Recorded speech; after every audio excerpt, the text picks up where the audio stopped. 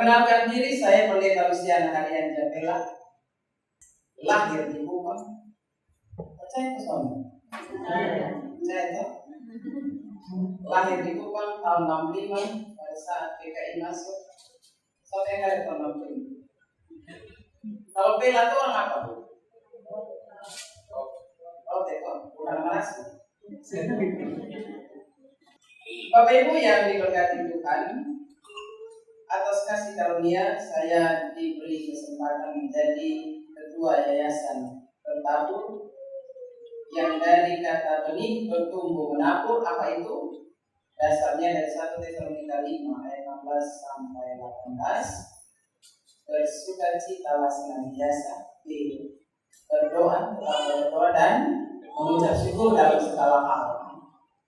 BBM, kemudian jadilah benih bertumbuh menabur, kami bertumbuh untuk cari nama dan jadilah bertabur. Jadi di akta notaris mesti ada nama, satu kata aja. Bertabur kasih di mana saja pergi dan ada. Anggotanya siapa? Anggotanya adalah orang-orang yang suka baca Alkitab. Kejadian sampai Wahyu. Angkat tangan yang sudah selesai baca Alkitab. Siapa? Angkat tangan tinggi-tinggi.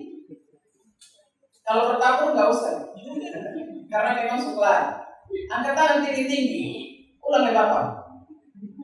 Malaikat catat cuma 1 orang. Di sini ada kok nggak jadi. Tugas Bapak Pendeta Yusuf untuk buat grup baca Alkitab, saya ada di sini. Supaya jangan tinggal semati kalau isi Alkitab di mati.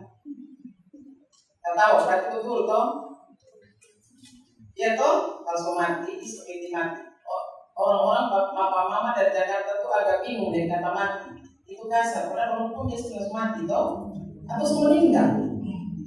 Semati atau semua meninggal? Semati. Ya, Bapak Ibu, saya perkenalkan, tadi sudah perkenalkan. Sekali lagi, saya ketua Bapak Pendeta Charles Timbule, beliau para emeritus. Silakan Bapak Pendeta berdiri ulang. Rajin-rajin berdiri. Setelah ini Bapak Ibu, Mama Papa dan adik-adik, jangan yang pulang. Tolong lanjut dari sharing ini. Nanti dapat roti orang itu kan perut bagi Bapak Ibu. Jadi Mama Pendeta bilang memang nanti dapat roti. Kunci pintu sudah ada keluar. Sudah paroti mau keluar. Ya, Bapak Mama, kami akan ada di sini sudah sharing masa 2 jam gabung dengan Evata dengan aku Bapak. Istri. Sebelum saya lupa nih, vokal grup yang tadi nanti menyanyi ulang ya. Kalau stop Mama Pendeta. Tadi kita soalnya di belakang mimbar nah. Jadi menyanyi ulang. PKB itu lagu selama. Kalau bapak lagu selama itu lagu mau obat toh. Ganti lagu, bapak-bapak menyanyi lagu kayak orang lansia.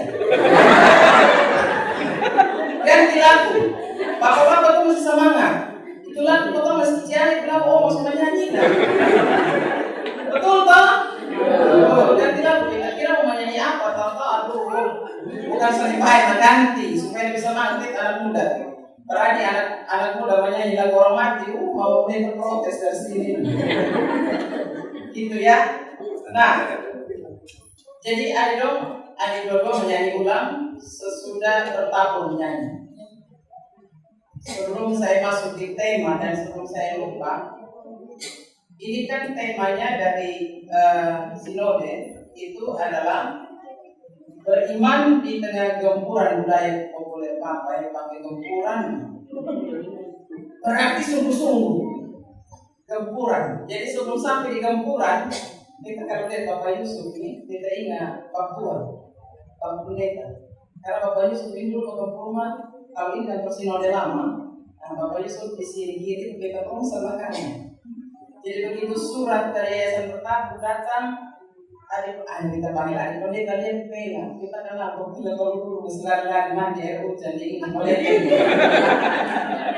tahu di Kupang toh kalau mandi air hujan berarti apa? Tahu toh? Kosong. Lah kita mandi air hujan toh. Ingus Malele ini. Gracia, siapa namanya?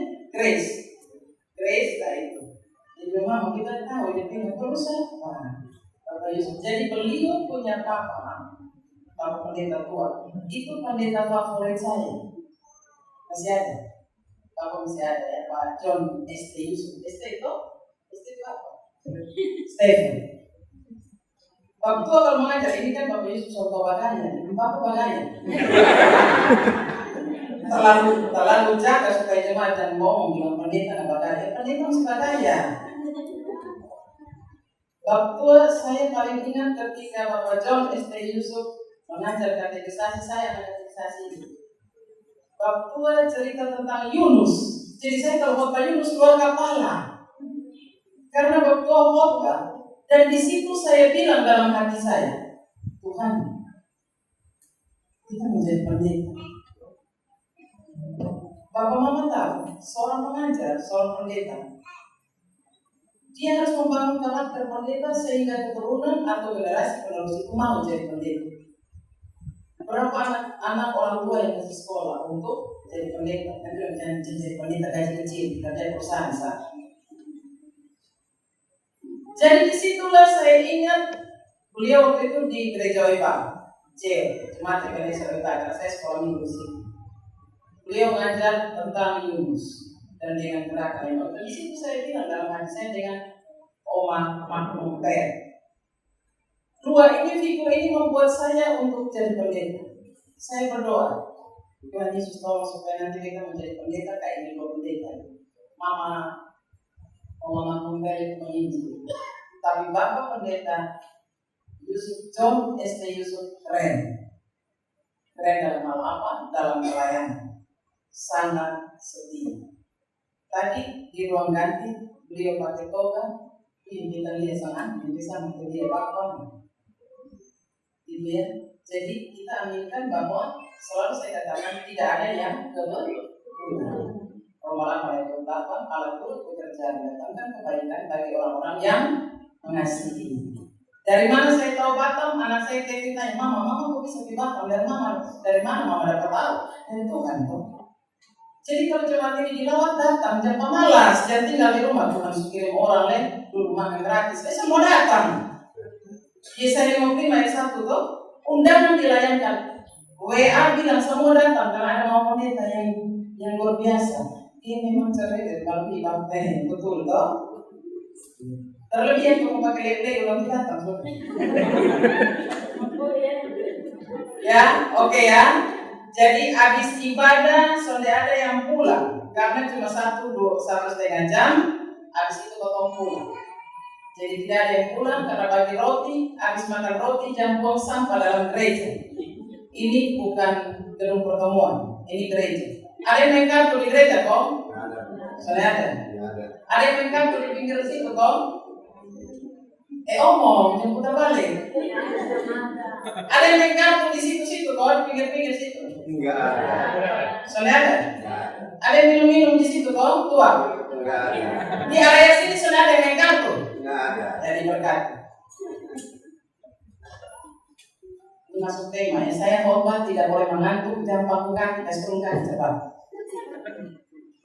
Jam pangku kaki sombong-sombong. Karena tempeleng kan, malaikat kau tahu. Sudah ya? Kenapa ini hari dua pendeta? Karena gembala sidang di sini bapak pendeta. Kemit itu ada 2 toga, hitam dan putih. Karena hitam panas, jadi saya tahu putih.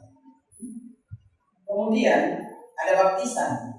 Kemarin Pak Yesus bilang, Mama saya potong duluan supaya ini keluarga yang mau baptis, ini kamu tahu, dulu dibaptis oleh Bapak Pendeta Yusuf. Dan Mama, dulu kita dibaptis ada di pendeta dari Jakarta, siapa sudah kenal Jadi, jemaat mesti tahu dibaptis oleh siapa. Kalau saya sih itu Bapak Yusuf, John ST Yusuf yang tanda surat sini saya. Jadi saya tahu. Nah ini surat baptis, nanti Bapak masa kok kita yang baptis? Bisa saja. Cuma itu soal bekas di hati jemaat, karena saya tak kenal jemaat. Begitu toh, jadi aneh-aneh ya bilang hidup pendeta. Sudah? Sudah terima toh? Siap ya? Terima khotbah ya? Tidak pakai mengantuk, tidak pakai bangkang. Oke? Siap. Eklesia artinya apa? Eklesia artinya jangan kumur-kumur, omong mesti jelas. Jangan kumur-kumur. Pendeta di majelis tahu saja. Eklesia artinya keras omong. Sudah tahu toh? Itu. Eklesia artinya? Jadi tanya mama gereja di mana eklesia? Eklesia itu apa? Bisa tahu tentang pendeta sana. Iya, silakan majelis kau apa? Tidak bukan jemaat. Orang-orang yang dipilih dari yang gelap ke yang terang. Kalau bapak yang harus pakai gelap berarti lebih baik untuk. Eklesia ikireia. Ya, bahasa Yunani kuno, eklesia itu artinya eklesia aslinya. Makanya kalau rapat di gereja suka bahasa lain, ya majelis suka lempar-lempar, mudah-mudahan di Umi sudah ada begitu dan gereja lain. Karena eklesia akar katanya itu orang Yunani dewan. Potong sekarang MPR itu eklesia awalnya. Oke, tapi bahasa Portugis dibilang igreja atau gereja. Gereja atau klesia atau kaleo. Jadi kalau BP kaleo itu artinya memanggil. Kaleo itu artinya memanggil. Eklesia adalah orang-orang yang dipanggil keluar. Itulah gereja. Tapi kalau diminta yang dipanggil keluar bergerak. Tahu boleh mengerti? Ya. Jadi gereja. Kalau orang Belanda bilang ker, begitu toh? Itu gereja. Kemudian dari kata ini, kemudian ada namanya kuriokos. Artinya gereja dari Tuhan dan milik Tuhan. Jadi siapa yang memecah belah gereja atau memecah belah jemaat, dia akan berhadapan dengan Yesus Kristus yang adalah kepala gereja. Efata artinya apa? Ada jemaat Efata atau? Efata artinya silakan apa? Terbukalah. Terbukalah. Apa yang terbuka? Jalan keselamatan. Ya? Jalan keselamatan. Bukan masker, salah. Sudah COVID kan? Jalan keselamatan. Jalan keselamatan. Terbukalah. Kalau Bapak Ibu, Mama Bapak ingat Matius 7 ayat 34, Yesus bilang terbukalah ketika orang tuli yang ini gagap. Kalau orang tua bilang apa gagap? Tuli, Tuhan Yesus kasih masuk. Kalau Tuhan Yesus bilang terbukalah. Efata, terbukalah. Artinya terbuka dari bisu tuli sembuh. Jadi kalau di gereja itu Efata artinya buka pintu untuk pekabaran Injil, bukan tutup. Jadi kalau yang buka artinya dia melakukan perintah Tuhan Yesus. Sudah ya? Siap. Daniel gempur dengan budaya. Siapa yang di gedung gereja ini tidak pegang handphone? Tidak ada handphone, saya tanya. Angkat tangan yang sudah ada handphone. Ada kok? Berarti semua ada? Ada HP toh? HP, handphone. Itu yang oleh Gemit, dia punya tema adalah beriman di tengah gempuran budaya populer. Budaya populer sekarang adalah tiada hari tanpa HP. Itu budaya populer. Kalau tidak pegang HP, berarti dia ketinggalan zaman. Nah, yang ada HP, anak muda tadi malam, kalau hadir sekarang, yang ada HP, Mama Papa buka YouTube, ada YouTube toh, coba Mama Papa, kita mau lihat tuh Mama Papa yang ada YouTube, tinggi tangan. Mama Papa yang ada YouTube, malu-malu nah. Nah sekarang tulis di situ YouTube Yayasan Bertabur, nanti keluar banyak foto. Ketik memang Yayasan Bertabur, kemudian bisa subscribe situ. Tadi malam juga, kemudian ada apa ya? Oh TikTok Yayasan Bertabur, ada foto singkat, kemudian ada Instagram. Daniel artinya apa? Ada yang nama Daniel kok? Daniel artinya Tuhan adalah hakimku. Kalau bahasa Ibrani orang Israel itu kalau ada nama yang LL di belakang itu artinya Allah. Ya, Samuel, Sem anak laki-laki, anak laki-laki yang diminta dari Allah. Apalagi yang ada L, pokoknya ada LL itu Allah. Ya, jadi jangan kasih nama. Kalau orang tua paling enteng, anaknya nama Eli. Itu berat itu nama. Tiba-tiba ini ketemu di penjara dengan saya. Eli artinya Allahku. Eli nama sababnya. Saya pendeta penjara 10 tahun. Kami dengan ibu-ibu itu bulan Oktober ke Nusa Kambangan. Jadi kalau orang-orang di penjara itu nama tuh aneh-aneh. Ada Eli lah, ada Yakob lah, ada Yoel lah, semua nama-nama kita terbanyak di penjara sana. Daniel, Allah adalah hakimku. Daniel ini ayat 1-2 Bapak Ibu. Di situ Tuhan Allah izinkan bangsa Israel dibuang. Kalau yang ayat 1-2, coba Bapak Ibu bayangkan, mau Bapak bayangkan di adik-adik. Tuhan Allah buang orang Israel berikut dengan semua perkakas dalam rumah Tuhan. Coba lihat ayat 1 dan 2. Perkakas dibawa ke dalam perbendaharaan dewanya. Ngeri banget kan? Saking marahnya Bapak, saking marahnya Tuhan Allah, Dia buang umatnya berikut dengan itu perkakas untuk dipakai. Jadi kalau aku perjamuan itu, ini sekarang buang berikut yang perkakas untuk pakai untuk menyembah dewa. Lalu orang Israel bertanya, di manakah Tuhan Allah? Situasi pada saat itu dalam keadaan pembuangan. Kenapa Tuhan Allah buang? Karena di dalam kitab Ulangan dan Keluaran Tuhan Allah tulis dengan tangan apa? Kasihilah Tuhan Allahmu dengan segenap hati, segenap jiwa dan segenap akal budi. Lalu dikatakan Allah itu pencemburu. Sifat karakter Allah itu ada pada kita. Jadi kalau suami cemburu istri itu sifat, tapi jangan terlalu cemburu sampai pukul ini, salah itu. Karakter Allah itu ada pada kita. Allah pencemburu. Mereka menghadirkan Allah lain. Makanya saya katakan itu kalau leu-leu bertobat karena nanti susah mati. Nampak setengah-setengah berdoa sama mati-mati. Israel dibuang. Tidak saja orangnya, tetapi yang berkakas. Bayangkan saudara-saudara, ini barang yang katanya kudus dibuang sekalian. Kemudian di situ dikatakan ayat seterusnya, raja musuh mengambil orang-orang muda yang tidak ada suatu celah. Artinya, kalau orang mau masuk akal itu kan dipilih khusus. Kalau Bapak Ibu ke Israel, itu ada anak-anak muda yang sudah dididik untuk jadi tentara. Nah, mereka dipilih khusus dan juga mereka akan masuk asrama berapa tahun? Berapa tahun udah masuk asrama? Ayat 5, 3 tahun. Masuk pendidikan.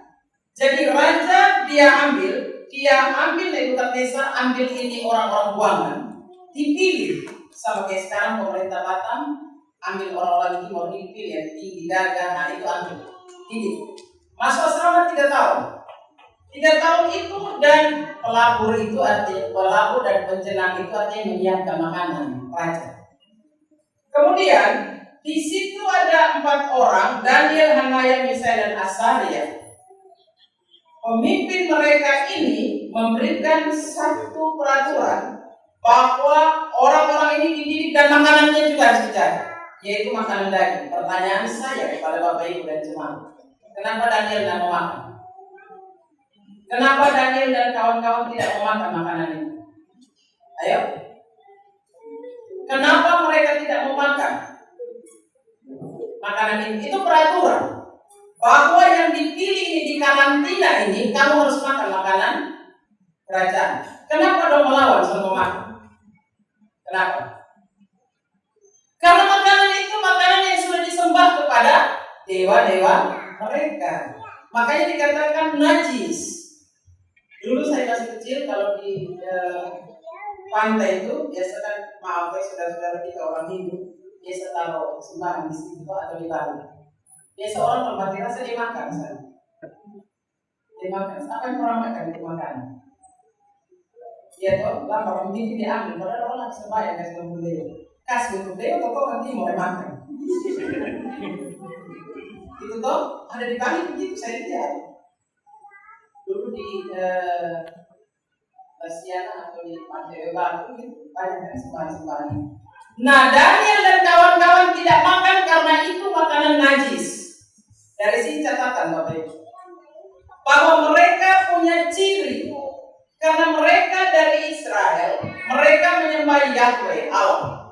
Biarpun dibuang, biarpun merantau, imannya tetap sama. Biarpun Bapak Ibu, Mama Bapak dari Kupang sana, kebiasaan itu harus ada di sini dan tetap. Jangan karena gempuran dari segala macam budaya, akhirnya kau menjadi tidak peduli satu dengan lain. Bahasa keren bilang hedonisme atau egois, suka belanja-belanja sama peduli dengan orang lain. Itu. Daniel tetap dengan cirinya. Kemudian Daniel mendapat karunia. Nah, mereka tidak mau makan makanan itu, tapi mintanya apa? Vegetarian, makan sayur aja. Daniel bilang kepada penjenangnya bahwa nanti kalau raja tes, ini orang yang kasih makan takut, kita takut. Nanti kalau raja tanya karena soalnya apa? Nanti kalau tes potong bisa. 10 hari kemudian dites dan hasilnya mereka sangat luar biasa. Lewat 10 hari ternyata perawakan mereka lebih baik dan mereka kelihatan lebih gemuk. Jadi itu makan daging, lebih sekarang makan sayur, so lebih hemat. Itu makan daging seti, daging apa tuh? Nah, sama kayak Daniel aja, makan sayur hemat, sehat kan? Kemudian keempat orang muda ini Tuhan memberikan hikmat. Lalu raja panggil, ayat 19. Raja bercakap-cakap dengan mereka dan di antara mereka sekalian tidak didapati yang setara. Artinya orang buangan dan orang yang asli tidak ada lebih pintar dari mereka karena Allah adalah sumber hikmah. Kalau begitu, apa yang kita pelajari dari kitab Daniel 1? Yang perlu kita pelajari adalah satu, sifat karakter seorang Daniel dan ketiga sahabatnya. Mereka kasih nama baru itu, namanya apa? Belsasar, atau biasanya dibilang Belsasar itu, Bel itu artinya Allah mereka, dewa mereka melindungi dia. Belsasar. Kemudian jemaat yang berkati Tuhan, Daniel teguh beriman. Satu, sifat Daniel itu teguh beriman. Kedua, dia taat. Ayat 8 sampai 9. Sampai di gua singa sekalipun. 3. Dia karena ketaatan mendapat karunia, hikmat dan mimpi. Yang keempat, rendah, teguh beriman. Daniel tetap teguh beriman walaupun situasi menegangkan. Sampai di sini, Bapak Ibu Saudara-saudara, ada banyak jemaat yang merasa bahwa berdoa setengah mati. Anak muda juga berdoa selama sampai ada yang dijawab. Akhirnya sudah mulai capek berdoa. Daniel teguh beriman. Daniel itu berdoa 1 hari berapa kali? 3 kali. Berarti sudah kita 3 kali berdoa. Dan karena dia melawan perintah raja, makanya dia dibuang ke gua singa. Sebelum saya lupa, saya sangat terberkati dengan tata ibadah ini. Tadi dalam pengakuan dosa, saya langsung garis bawah. Di situ dikatakan, kadang kami merasa lebih dari Tuhan dan bertindak melebihi Tuhan. Pengakuan dosanya, ini luar biasa. Apakah ini dari sinode? Oh, dari sinode. Kadang kami bertindak merasa lebih dari Tuhan dan bertindak melebihi Tuhan. Artinya apa? Artinya sombong. Sombong itu Nebukadnezar itu kan akhirnya raja yang sombong, ya, Belsasar, ada di ayat seterusnya. Nebukadnezar punya anak yang jadi binatang makan rumput. Baca terus di kitab Daniel. Kadang-kadang kita tidak berani atau tidak bisa melawan kegempuran situasi sekarang karena kita merasa kita lebih hebat dari Tuhan. Kita merasa bahwa kita lebih pintar. Daniel tidak begitu. Daniel itu orang pintar, tetapi dia tetap rendah hati. Contohnya kita baca Bapak Ibu. Ayat 8 ya dan 9. Daniel 2 ayat 28. Ini Daniel punya sifat rendah hati. Kita baca bagian A. 1, 2, 3. Tetapi di sorga ada Allah yang menyingkapkan rahasia-rahasia. Bukan Daniel bilang, Tuhan bilang. Daniel rendah hati. Dan dia juga taat ketika di sini di ayat yang ke-18 ayat 19 sampai 20 dia katakan, terpujilah nama Allah dari selama-lamanya sampai selama-lamanya, sebab daripada dialah hikmat dan kekuatan. Hikmat itu beda dengan kepintaran. Hikmat itu bahasa asli bilang kokma. Bahasa Ibrani bilang kokma. Kokma itu yang tadi dibaca Mazmur, di Mazmur 1. Orang yang benar adalah orang yang kesukaannya merenungkan Taurat Tuhan siang dan malam. Itu namanya hikmat. Orang bisa sekolah S2, S3, tapi kalau dia tidak takut Tuhan, dia tidak berhikmat.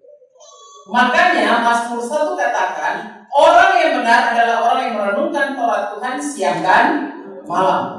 Itu yang namanya kalau baca Alkitab dibilang suka baca Alkitab. Artinya orang yang berhikmat itu dia tahu bahwa saya suka dengan kata-kata yang tadi dinyanyikan itu di anak perempuan menyanyi tadi. Jangan sia-sia kesempatan. Hidup ini sementara. Walaupun saya tidak lihat buku, tapi saya catat. Jangan banggakan harta dunia. Harta surga dilupakan. Kemudian dibilang masih ada waktu. Artinya masih ada waktu untuk bertobat. Nah, menyanyi itu adalah khotbah berirama. Yang tadi itu khotbah. Kemudian ditutup dengan firman Matius 6 ayat 33. Carilah dahulu kerajaan Allah dan Tuhan akan tambahkan. Ini yang dikatakan teguh beriman dan taat. Banyak orang dia punya hidup kejarnya materi terus. Akhirnya begitu Tuhan panggil, soalnya ada satu pun yang dibawa. Tidak ada satu pun dibawa. Karena semua orang hidup akan makan. Makanya pengkhotbah bilang sia-sia. Di bertabur adalah orang-orang yang sudah dibayar lunas. Kita semua, bagi Bapak Ibu, Mama, Papa, majelis, motivasi melayani yang sudah dibayar lunas baru melayani. Nah, ini yang harus kita ingat. Belajar dari Daniel. Bayangkan anak muda loh. Saya ingat kejadian berapa minggu lalu saya khotbah itu dari kitab Kejadian. Kejadian 39 ayat 10 kalau saya salah. Ya. Baca dulu Kejadian 39 ayat 10. Itu Daniel anak muda sama dengan Yusuf anak muda yang setia. Walaupun dari hari ke hari. Jadi keteguhan hati dan juga kekuatan ketaatan iman itulah yang harus diwarnai oleh setiap orang yang percaya. Walaupun pindah kemana aja, iman itu harus ada. Saya buat beberapa catatan penting. 1. Belajar dari Daniel. Daniel seorang muda yang teguh beriman walaupun situasi sangat menegangkan. Taruhannya nyawa. Kedua, belajar dari Daniel, seorang muda yang taat beriman, tidak goyah. Dia tetap berdoa 3 kali sehari, sujud menyembah Allah, dan juga dia tetap berkejutan, dia bertanggungjawabkan imannya. Yang ketiga, Daniel rendah hati. Dia tidak sombong dengan karunia yang ada, karena dia bilang itu hikmat dari Allah. Jadi kalau kita berkarunia, jangan sampai kita menjadi sombong lagi. Keempat, Daniel adalah orang yang tetap setia dengan imannya. Biarlah firman Tuhan satu menolong saudara dan saya berlaku seperti Daniel, supaya kita berlaku teguh beriman, taat, setia, rendah hati. Tuhan Yesus memberkati kita sekalian. Amin.